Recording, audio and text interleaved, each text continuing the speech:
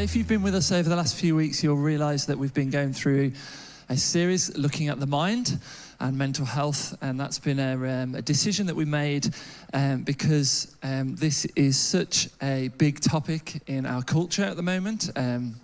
As we talked about, 1 in 4 people at some point in their life have challenges around mental health, so that means that many in this room will find this a personal issue to talk about, something to wrestle with and to work through. But if it's not us who are finding mental health a challenge, then certainly we'll have friends, family, people that we're supporting, people that we love, people that we're walking with who are. So that's why we've been doing the series. I won't recap it all. Check out the podcasts. But we spent the first 2 weeks really looking at a biblical view of the mind. Kind of how does the mind sit, particularly in the Old Testament, but also dipped a bit into the New Testament as well. And then, well done, guys. Look at that. And then the second week, we looked at actually what does the Bible have to say about mental ill health? And how we really looked in that at how God meets us in these moments. How God is compassionate and kind, as Adrian has already said this morning, and that the Bible meets us in these moments of darkness that we might find ourselves in. So we said right from the start that we're not experts at all. None of us are clinically trained, and we were coming more from a biblical point of view. But we did feel it'd be really important to look at actually, practically, how do we support people? Practically, how do we respond? Both within the church, also to our friends, our family, who is finding this whole topic a real issue in their lives.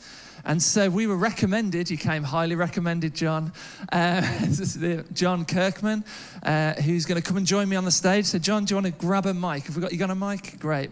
If you want to go there and take a seat. And I will give you a chance to introduce yourself properly in a moment. But a few things first. Should we just welcome him? Give a round of applause, John.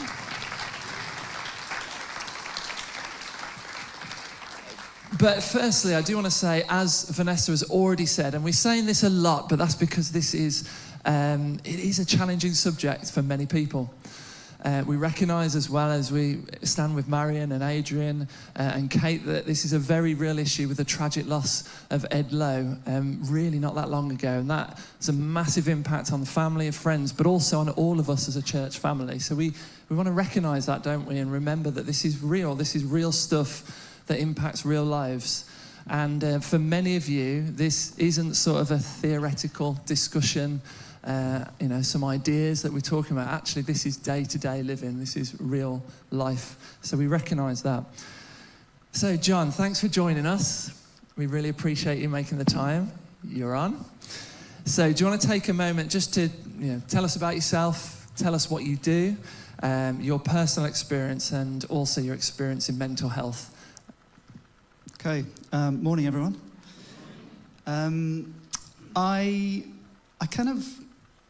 I've had a lifelong fascination with the mind. And in 2012, I did a degree in psychology with the OU.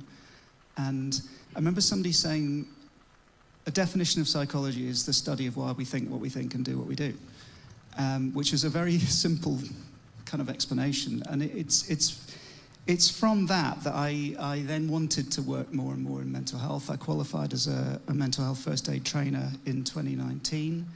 And I then started as a director of an organisation called Spring to Life, which is a well-being organisation. It's a not-for-profit organisation. We do kind of half counselling and half other therapies. Mainly, the mainstay is ecotherapy. We've got an allotment and people come and what have you. And the other side of me is that I live with OCD. And that emerged in 2011 and 2011, 2012, and it kind of peaked around about 2012, and I was an absolute mess. I won't beat around the bush. I didn't know what was going on. However, I did discover later on that it was OCD. And since then, it's been a journey for me. So I guess I've got some theoretical understanding, but I've also got lived experience of what it's like to struggle with something and live with something day by day and manage that and all the rest of it. So I am on medication. I don't think there's anything wrong with that. I'm on medication, and I have also developed an understanding of how to manage it, how to manage this thing called OCD. So I guess that's where I'm coming from. Little bit of education that I've had, and quite a lot of personal experience. That's really helpful, John. Thanks. So what we've been doing over the last couple of weeks is looking really, as I've said, at a biblical perspective of the mind. We did that not because we said that the clinical and the medical view isn't important. We recognise that's vitally important, but we're not trained in it, so we don't want to pretend we are. So that's the kind of viewpoint we've been coming from. But from your point of view, John, with your training and some of your experience, how do you explain mental health? Where would you start if you were going to talk about mental health? What would you begin with? I would begin with the fact that when we're talking about mental health, it's really helpful to talk about mental health, not mental ill health. So mental health is something that we all have, and I think it's important we develop that positive view of mental health. You talk about physical health. People think about, we all think about exercise, diet, sleep, fruit and vegetables, all those kind of things. That's what we tend to think about. We don't think about broken legs or COVID. We think about the healthy side of things. And actually, it's part of the process of normalizing all of this for people so that we don't feel it's a thing we can't talk about, is to see it as we all have mental health, and it's important that we focus on being mentally healthy. And we're going to talk a little bit about the other side of that coin. But I hear things all the time like, oh, so-and-so suffers from mental health. And you think, suffers from, what does that even mean? We all have mental health. I know what they mean, but the language doesn't help. That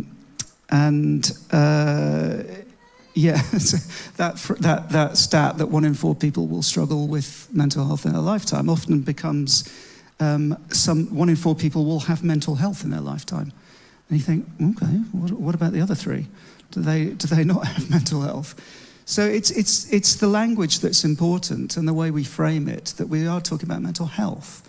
And good mental health means that we are, in a way you can describe it as we have thoughts, we have feelings, and we have behaviors. We think, we feel, we act.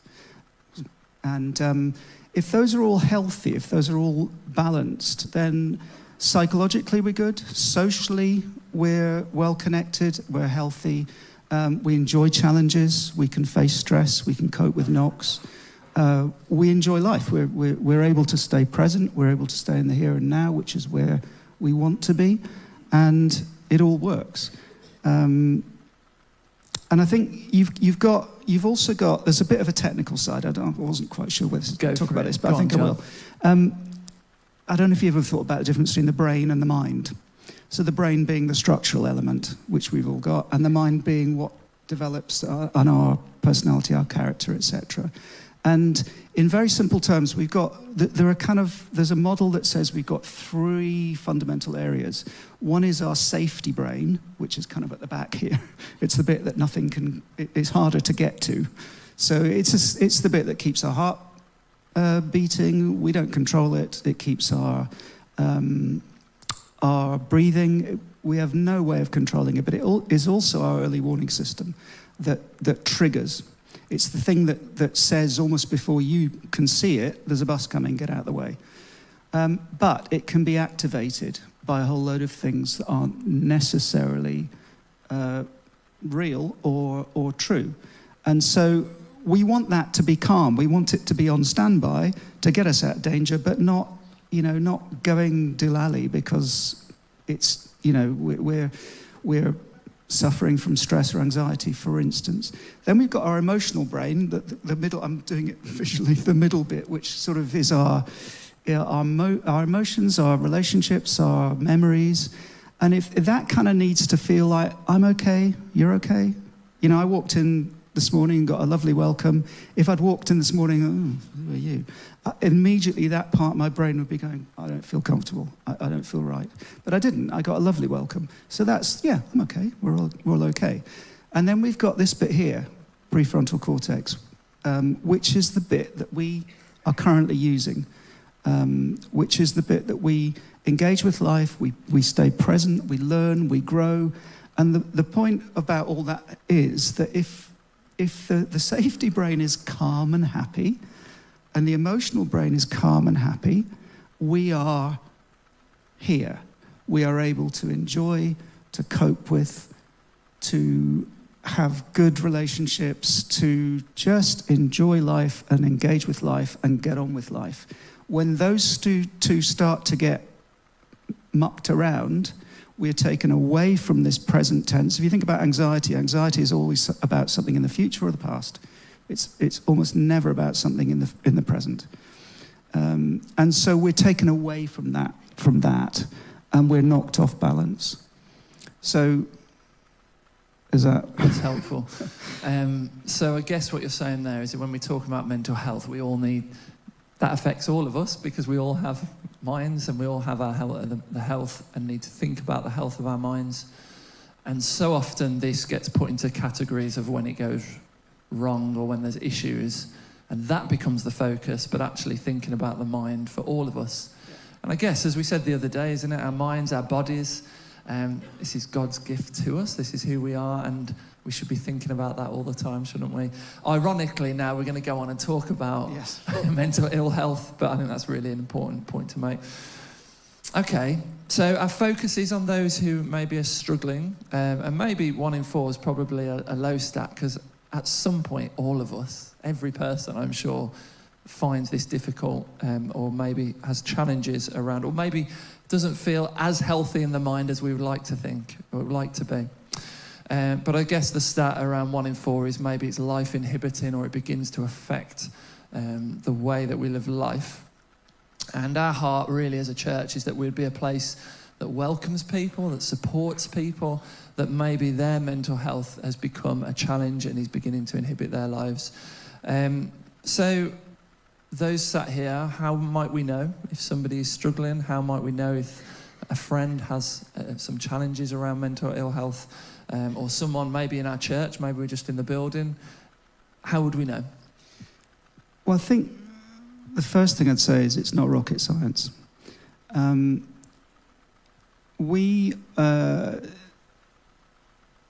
think, Vanessa, you mentioned I teach on mental health first aid courses. I think was it you that mentioned?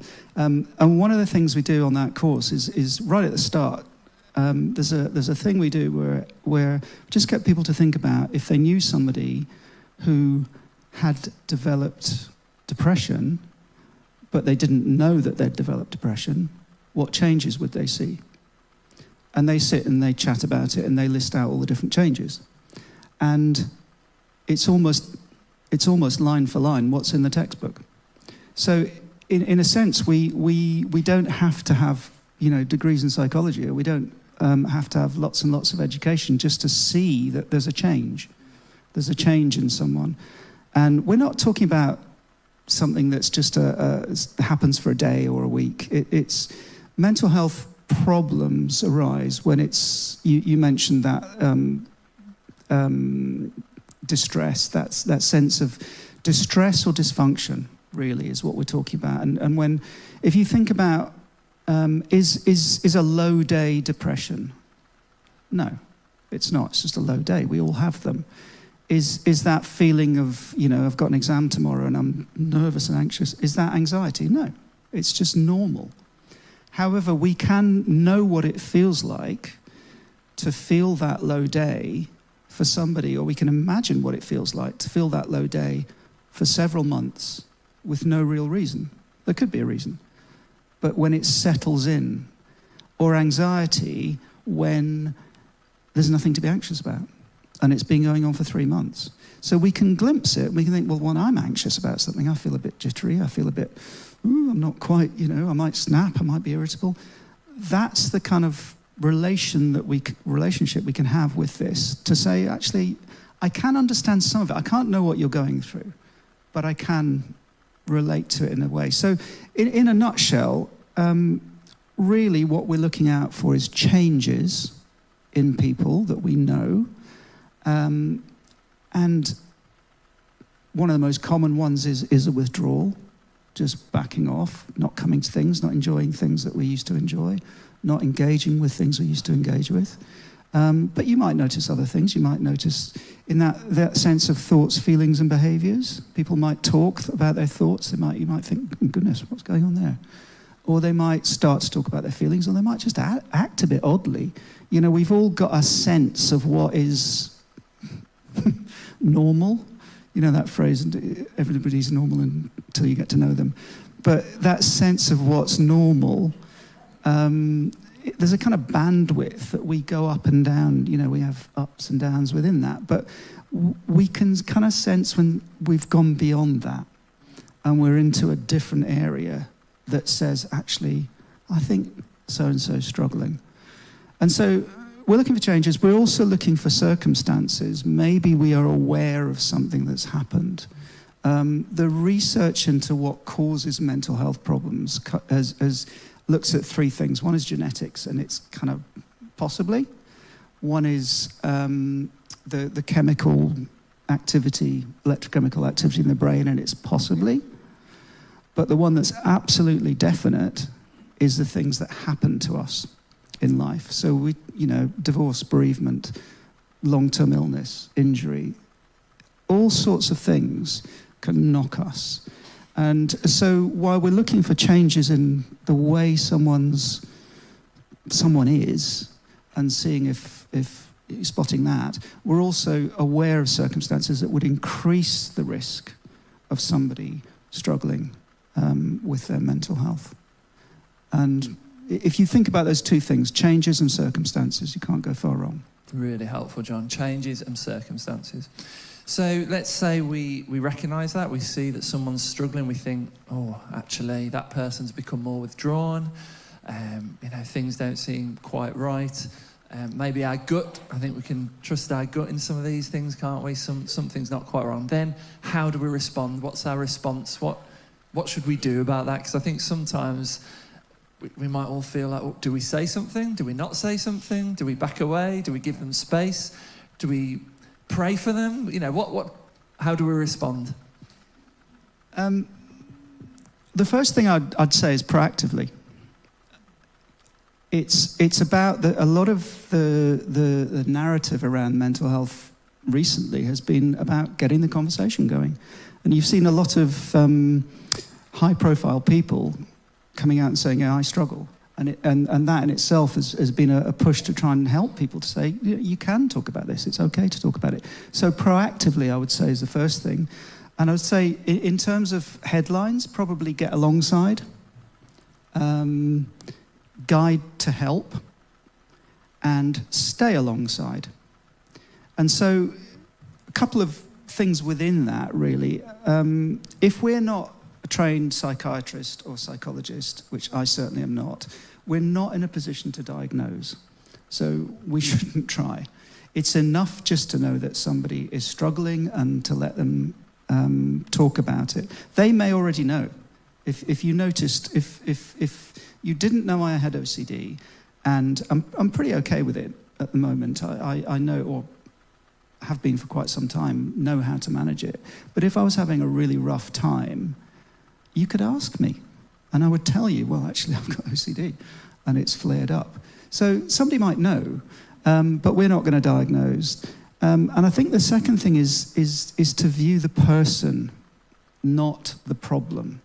So people with mental health problems are not broken any more than somebody with a broken leg is broken, or somebody with the flu is broken.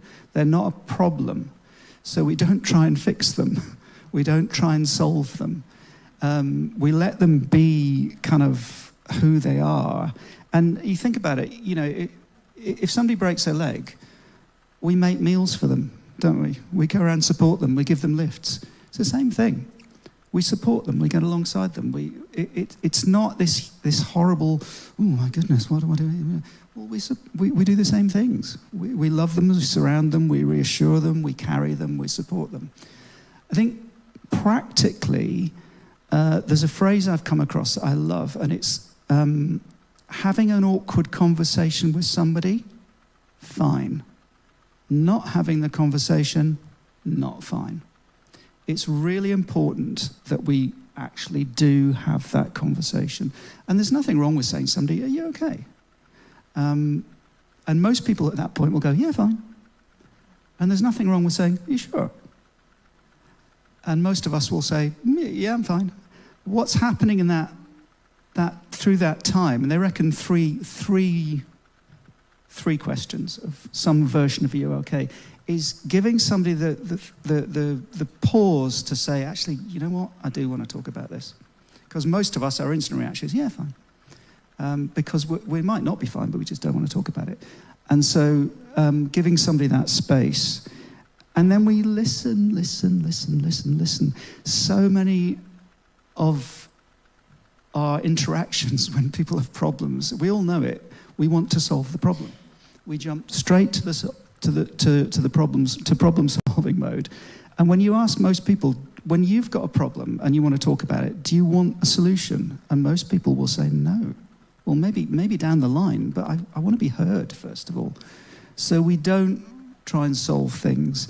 If people are angry, let them be angry. If they're sad, let them be sad. Dare I say, if they're suicidal, let them be suicidal. We're no way are we going to leave them in that point. But we're not going to try and change their minds. We're going to let them talk and express who they are in that moment so that they are heard and understood, and so that we can actually got some information to say, well, how can I help you? Like I say, you know, if somebody has got suicidal thoughts, I'm going to let them be that person. And I'm going to say, are we talking about ending your own life? To give them the opportunity to talk. If they say to me, yes, I am, I'm going to walk out right now. No way I'm going to leave them there. I'm not saying that. But I do need to let them express who they are in that moment and not try and sort of change their mind. And I think that's helpful in a sense, because I think sometimes we think, is it better to back off and give space? So from what you train then, it's actually better to have that awkward conversation and give them chance and ask those questions. But then give them space to talk. So you're more asking questions to invite them to talk, as opposed to telling them, well, what you need to do, which we'll come on to some of that. But I think that's important, because I think sometimes we might feel, is that the right thing to do? Or feel a bit awkward with that. None of us like awkward conversations, do we? So, but you're saying actually that can be really helpful. Yeah. And you know, be prepared to be a bit nervous, a bit sweaty, a bit like, oh my goodness, I'm feeling completely out of my depth. But that's not the issue, because you're not the issue, they are. And in that moment, they people need to talk this out. They need to, I mean, especially if, I'm not going to focus on suicidal thoughts, but a lot of people who have those kind of thoughts just don't feel they can talk to anyone. And I actually, with a counselling colleague, I run a course on suicide intervention, and he deals with this a lot. And he says, just so many times, if you say, is this what we're talking about, people kind of get that sense of, oh, that relief that actually here's somebody that might listen to this, because I didn't know who I could talk to it about. So, and it's the same for anxiety, it's the same for depression, it's the same for stress, it's the same for psychosis. You know, if somebody's seeing things, it's not up to me to say, well, they're not there. Because what I'm really saying is, don't be silly. What I need to be saying is, okay, tell me what you see. I mean, I don't see them, but you tell me what you see. Let them be who they are. And remember, in all of this, we are not the solution. We are the signpost to the solution. We're going to get alongside and we're going to try and help them get the support they need, but we are not the solution. Do those three again. You did three, so to get alongside. Get alongside, guide towards help, and stay alongside. I think that's really helpful, isn't it, for those of us that are seeking to support people. That can be a really helpful role. You've covered a little bit of this, but I think it's sometimes good to think about how we shouldn't react. Having been in church for a number of years now, I've seen some shocking responses, which I'm sure we all have. So give us some do not do's I think that would be helpful for us. Okay. Yes.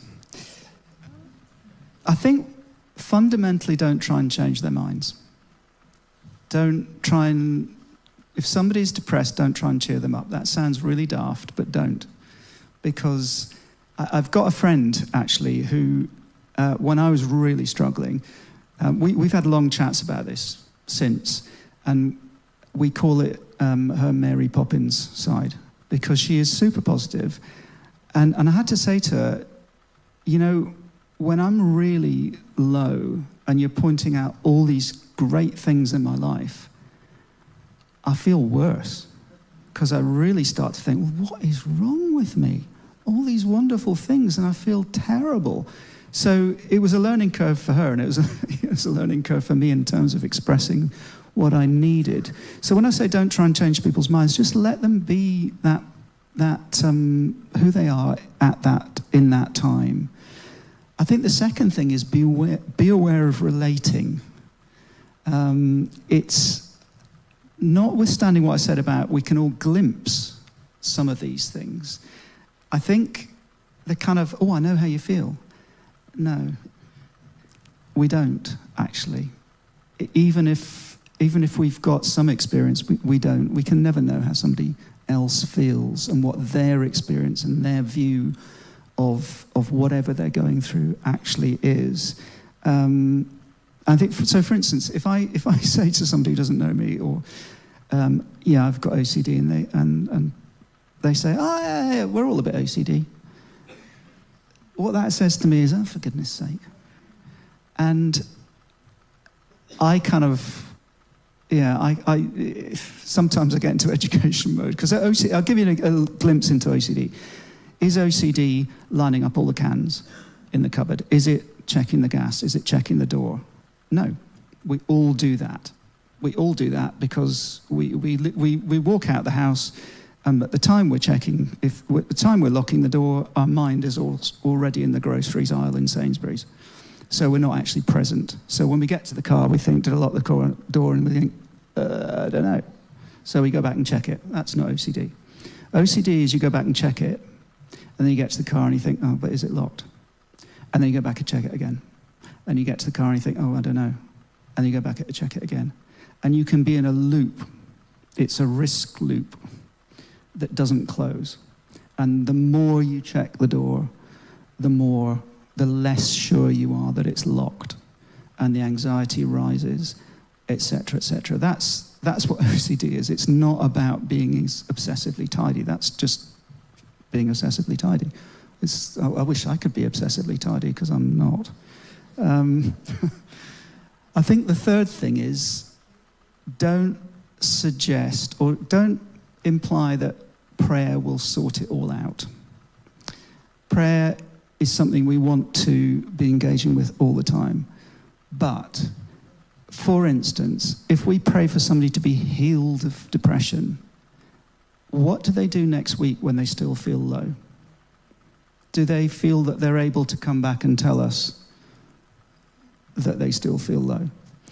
We want to pray for them, but we don't want to suggest that prayer is just going to solve everything, because we don't know if it will solve everything. Healing's a funny thing. It's you know, we see God answering prayers for healing, and we see him not answering prayers for healing. We don't know. That's his choice, not ours.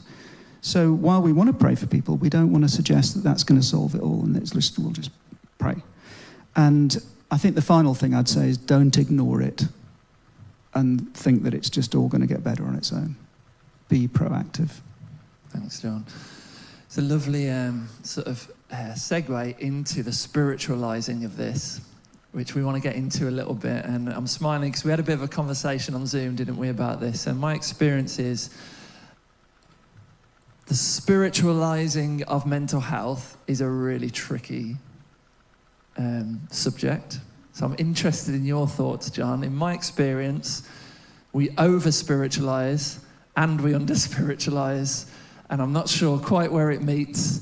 I think I've got my thoughts on it. I think some of that's because we're a mix of body, spirit, soul, mind, and all of that. Maybe, you know, I certainly know that there's been seasons in the church where all mental health was seen as demonic, and there was sort of no recognition of a sort of physical or psychological impact there, which I don't think is helpful, that sort of extreme view.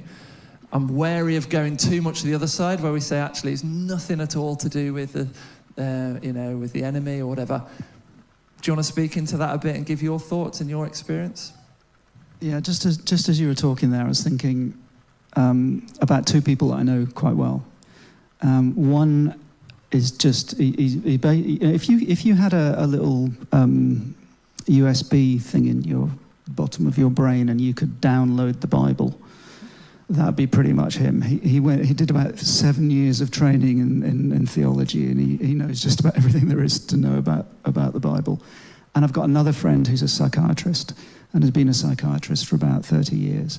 And if you put those two brains into one, you'd probably have somebody who was able to address this thing of, psychology versus spirituality.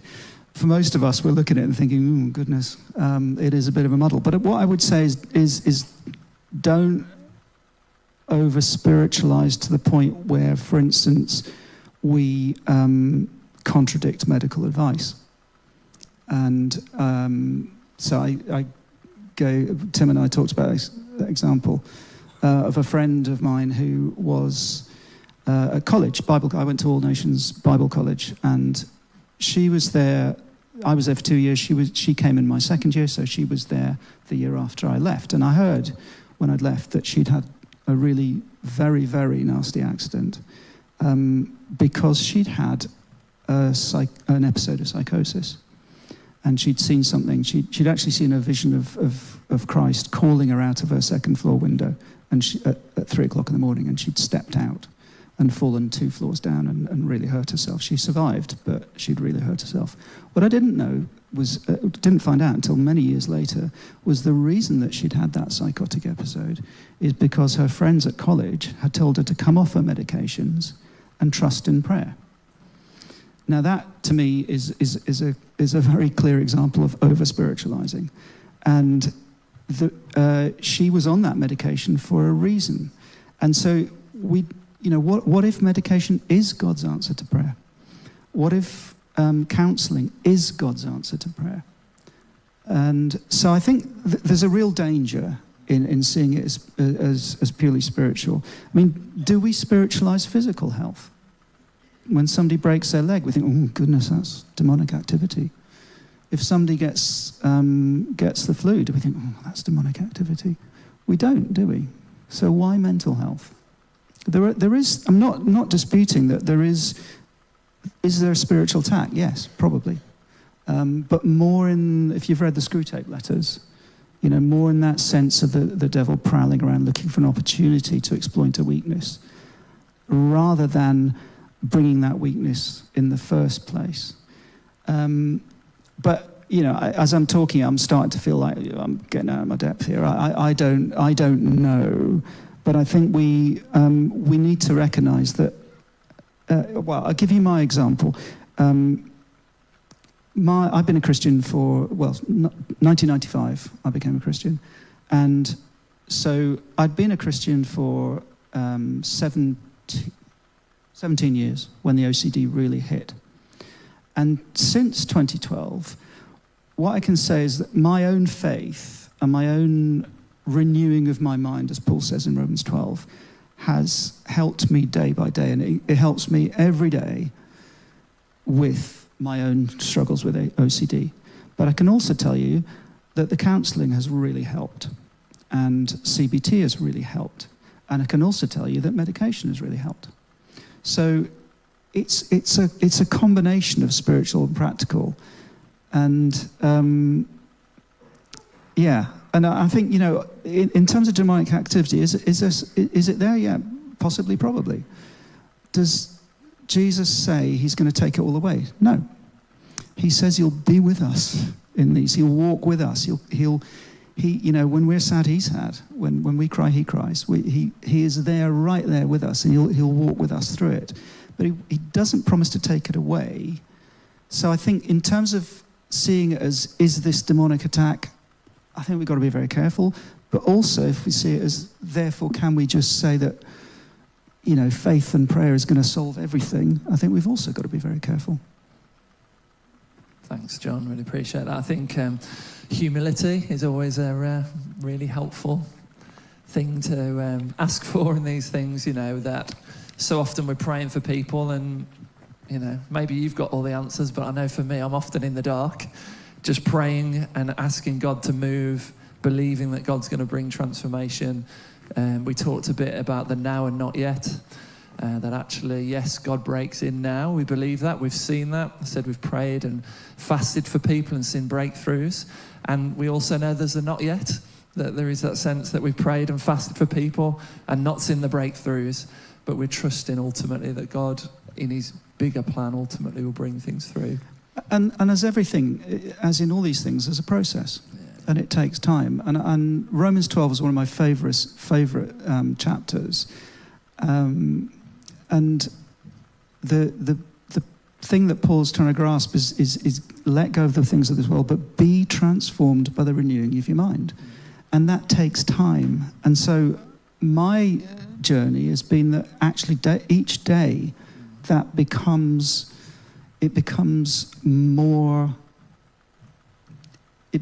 easier, if you like, to cope with some of the stresses and strains of my own struggles because of that renewing of my mind. But at the same time, I'm supported by practical things, medical, professional advice, all those kind of things. Yeah. Thank you.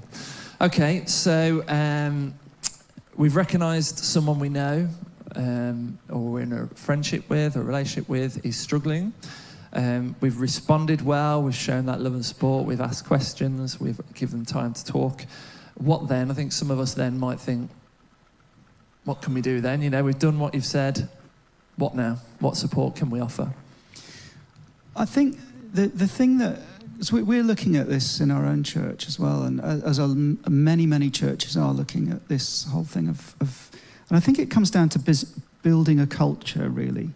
Building a culture that is very, that supports positive mental health and well-being.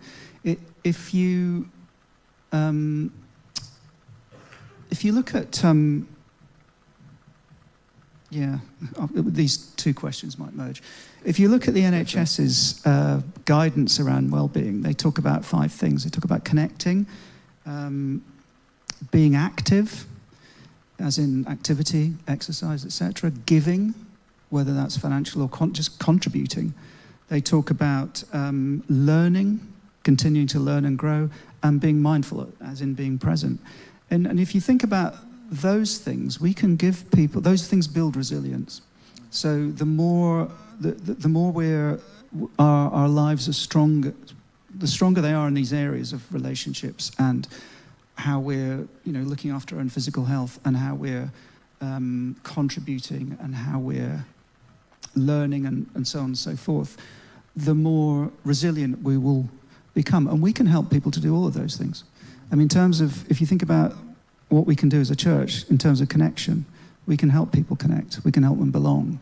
We can help them feel valued and appreciated. If you talk about activities, we've got lots of things that we can help people to plug into and enjoy and engage with. We've got opportunities to contribute in so many different ways.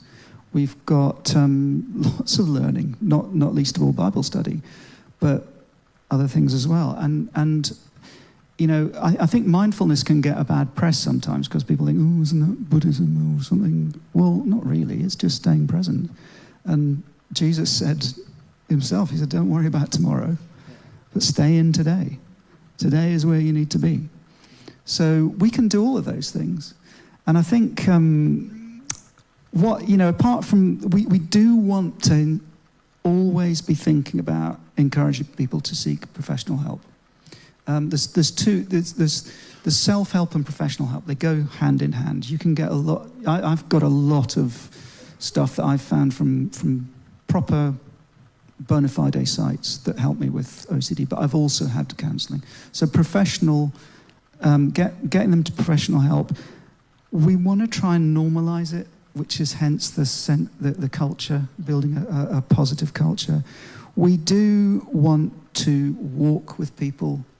It's like I say, get alongside, guide to help, and stay alongside. We can support them just by being there with them, and knowing that. For instance, somebody said to me a little while ago that one of the best things you can do for somebody who's been recently bereaved is about 9 months later to let them know that I haven't forgotten you. I haven't forgotten what happened 9 months ago, and I'm still with you on this, because you can feel like the world's moved on and so forth. So we want to stay around them. I think I've got this. I'm reading this book at the moment called Mental Health and Your Church, and it's a great book. And I've pulled out some of the things they say. Go for it. Which is some of their key points are to try and understand the person more. So as we see in terms of that support is again, it goes back to that thing of seeing the person, not the condition, not the problem. So try and understand the person more, their context, what's going on, understand what has brought them to where they're at, and also raising awareness. So it's helpful.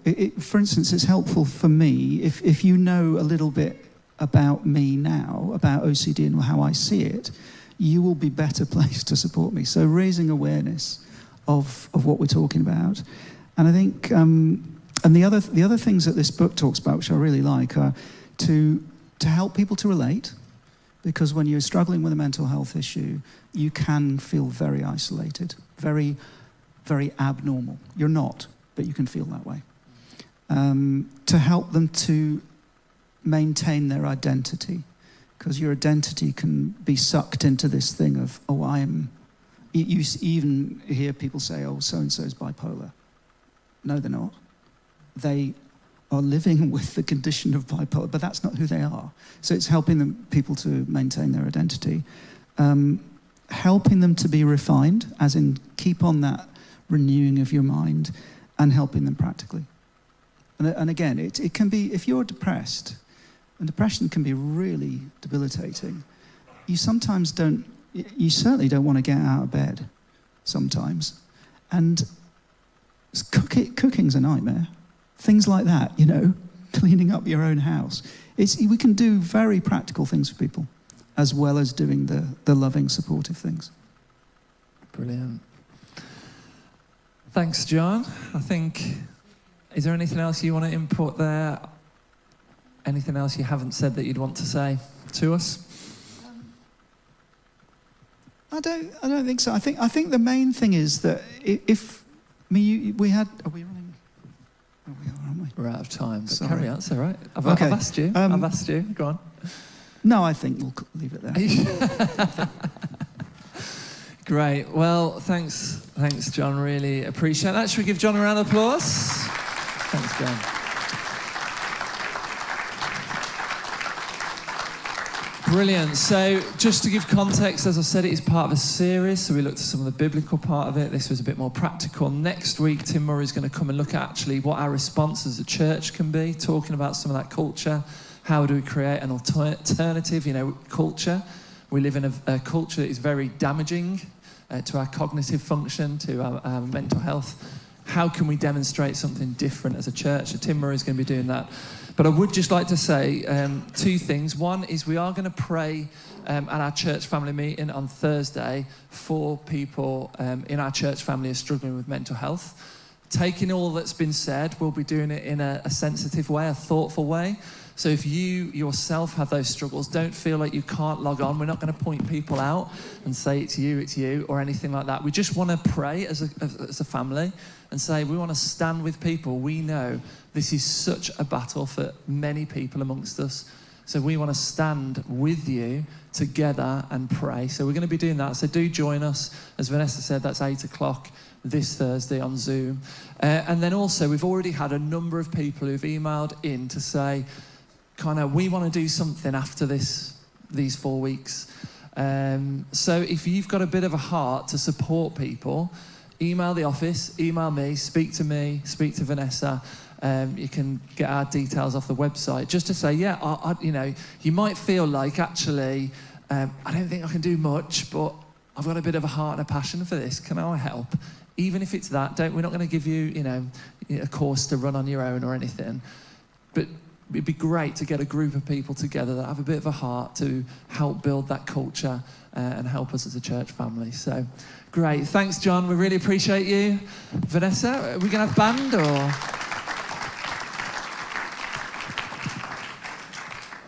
Yeah, it's really, really helpful. And that's been really helpful.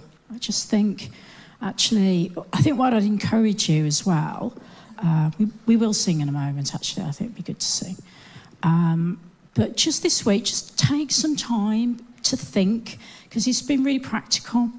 And I love the practical side of things. What is it that stood out for you in what John has brought to us this morning? It might be listening, or it might be that someone's come to your mind. There's just some practical things. I think sometimes these things go out of our minds and we move on with life. But the great thing is about it being recorded is we can watch it again and again.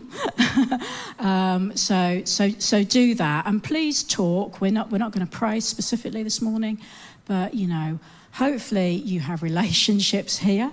If you do want to talk, we would say, please do so. Please don't be afraid to talk to someone. You know, the response you will get is thank you so much for being honest and vulnerable, because that is what we really value and appreciate.